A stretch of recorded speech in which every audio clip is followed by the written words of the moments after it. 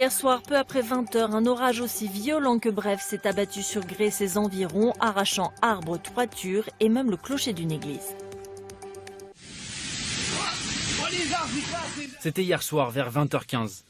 Sur ces images amateurs, des rafales de vent et de pluie inattendues balayent tout sur leur passage à Grès-la-Ville pendant environ un quart d'heure.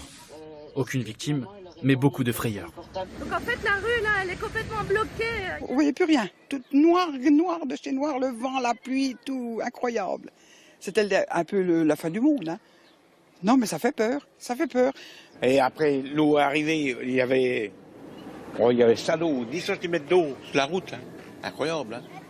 Ce matin, Grès-la-Ville s'est réveillée en constatant les dégâts, orpheline de la flèche de son clocher, construite il y a seulement 50 ans. Je me suis levé très tôt et puis je me suis quand même interrogé très tôt le matin par rapport aux assurances parce que ma foi, la prise en charge, on n'est jamais sûr de rien, on ne connaît pas nos contrats sur le bout des doigts.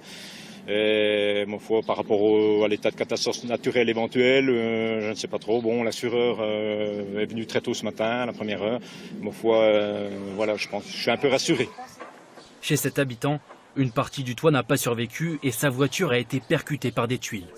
On a eu une mini tornade, hein, c'est venu d'un seul coup. Hein, on nous avait annoncé du vent à 65 et puis je pense que ça a soufflé beaucoup plus. Et puis bon, il n'y avait rien à faire. En bord de route, beaucoup de branches sont tombées. Celles-ci se sont écrasées sur des câbles électriques privant le secteur des 100 jours d'électricité et de téléphone. À Grès, un tiers du toit de la Halle Sauzet, où se déroule tous les ans le festival Rolling Stone, s'est replié sur lui-même.